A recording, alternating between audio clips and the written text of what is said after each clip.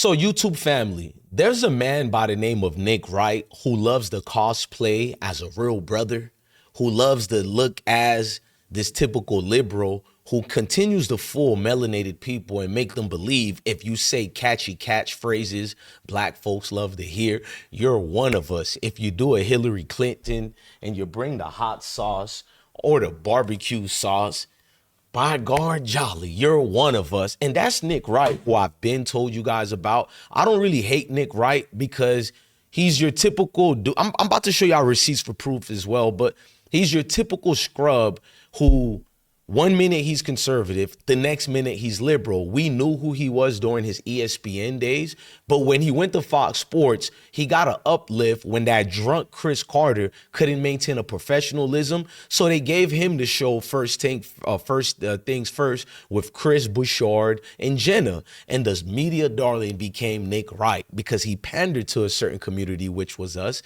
while really pandering subtle jabs at us for another community he could cater to, which is the Mayo community. Never forget that. So I'm going to show you guys proof and receipts. Before we get to that, let's start the damn show. I've been broke so many times, I don't know what to believe. Mama say it's my fault, I wear my heart on my sleeve. Niggas bless up on my...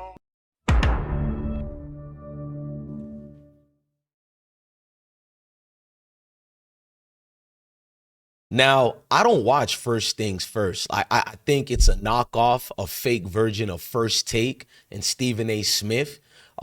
It's a product of copycat, but whatever reasons, it's just not my cup of tea. Chris Bouchard, you kind of tap dance your way out of, you feel me, Rob Parker, because you were not man enough to let Rob know you don't rock with him, but you also throw jabs at Deion, but we're not going to get into you right now. Let's stick to your partner, Nick Wright. So Nick Wright is one of these guys who cosplay as this hater and also as a brother who loves us. Now, he's been out his way for this entire week after the draft, like 6 days in a row, going at the Sanders family, particularly SHedeur. Now, all of a sudden, he knew SHedeur was no good. He knew SHedeur was not a top-level quarterback. Although we kept the receipts, you was the biggest cheerleader of Colorado, and according to you, SHedeur was a top 3 quarterback. I mean, a football player in the draft. He was a top quarterback in the draft, according to you, Nick Wright. But lately, Nick Wright has been going out his way to diss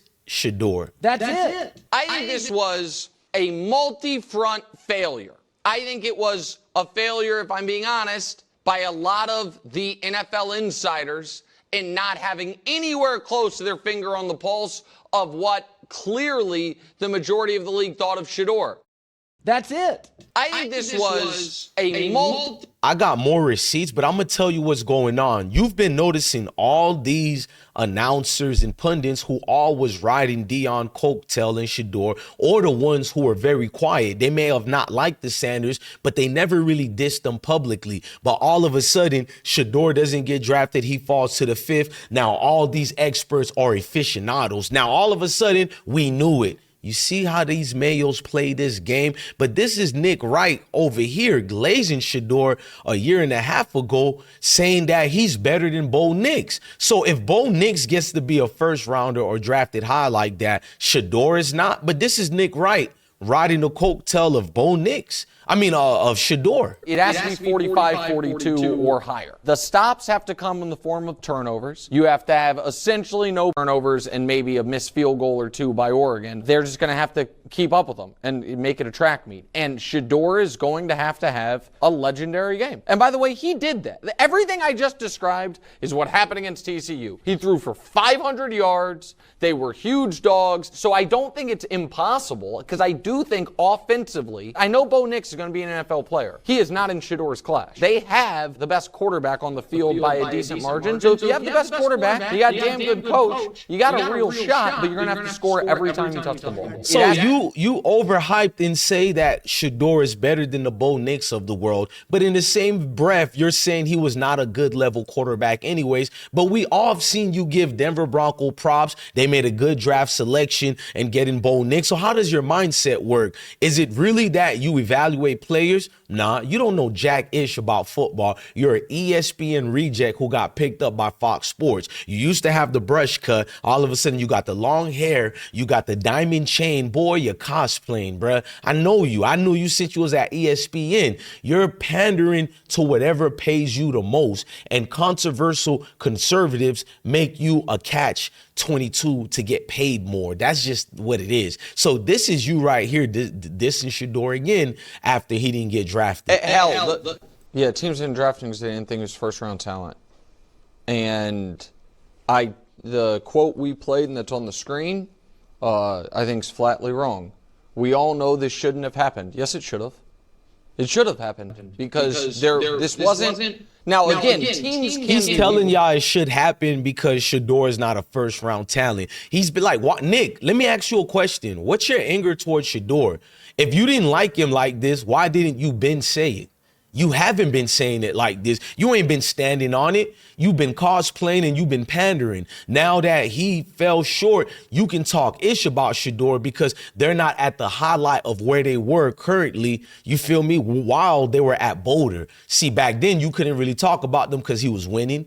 He was getting all type of media press in the right way. So you didn't want to show your hand. So you hide your hand like typical males. But I be telling my people, man, every time they do these routine acts, you fall in love with these characters. Now, this is you continuously hating on SHedeur and his father. The same reason. But a lot of the same personality questions came up for Caleb Williams.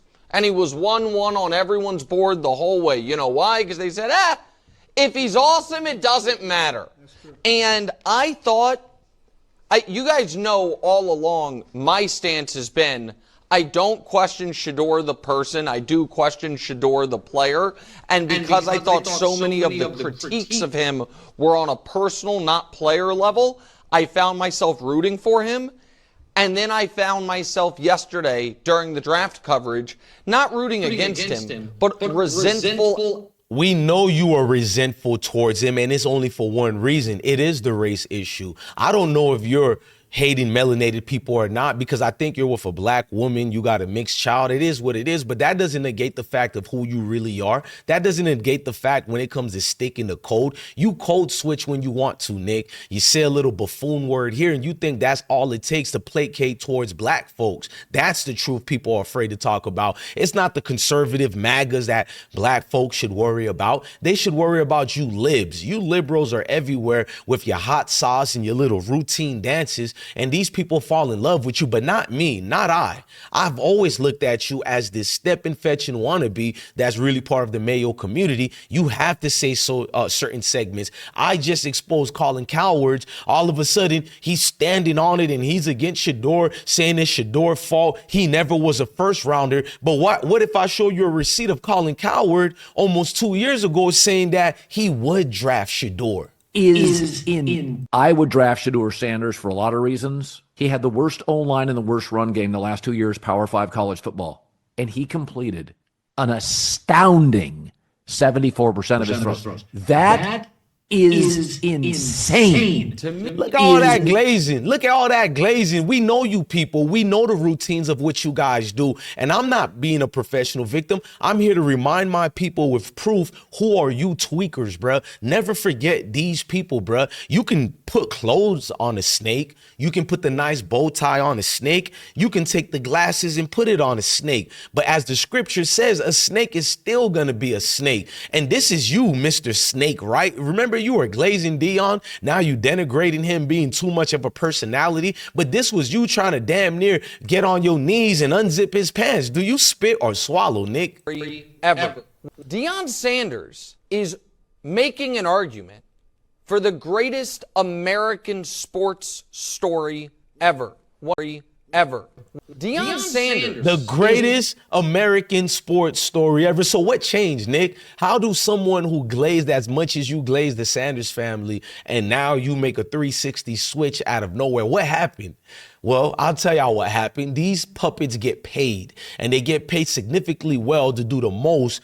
I don't want to call it disgusting, but we're going to say disturbing. That's a better way to articulate. The most disturbing switching that you'll ever see is these media pundits, whether they're Mayo, whether they're knee grumps, whether there's something that comes with a crunch, you're going to get the total fakeness from these people despite who they are and what they're doing out here, bruh. Don't fall in love with it because you think they like you. He's the different one. Now you're doing what they do when they look at us. Oh, I like this knee grumps over here. He's different from the rest. Now you're doing the same thing to them. I like Nick Wright. He's different. No, I got news for you. Almost all the time, they're never different. Maybe about 5 to 10% of them, but majority of them always have an ulterior motive, especially the ones on TV. The ones on TV are by far the worst one. They placate towards your heart and play with your heartstrings because they know when you are a professional victim, all they got to say is certain things and you become in love with them. You fall with their routine acts and you think it's something different about them versus Billy Bob in the South. Man, these up north Mayos, you better run away from them. They're by far the worst kinds of all. You can put them on a sandwich, it'll still go bad. You better know who they are because Nick Wright, he can chuck a real good, but he'll always remember to stick the code. Now, my question for folks who look like me, will you remember to stick the code or do we got to be a Chicken George playing the fiddler to get you guys to dance? Because I see a lot of Chicken George in our inner circles and we're afraid to call them out, but not me. See, I could give this fire to everybody. You could be a knee grumps, you could be a Mayo. A step in fetching is still something that's gonna fetch. Come here, boy.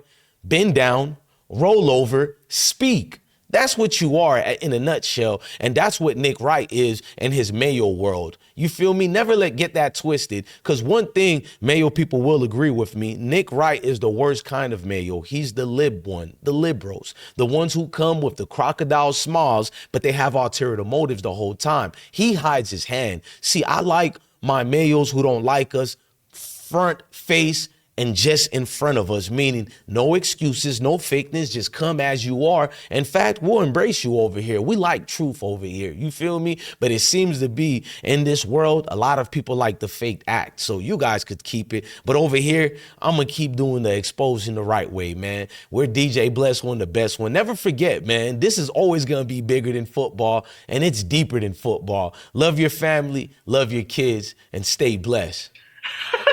Heart been broke so many times, I don't know what to believe.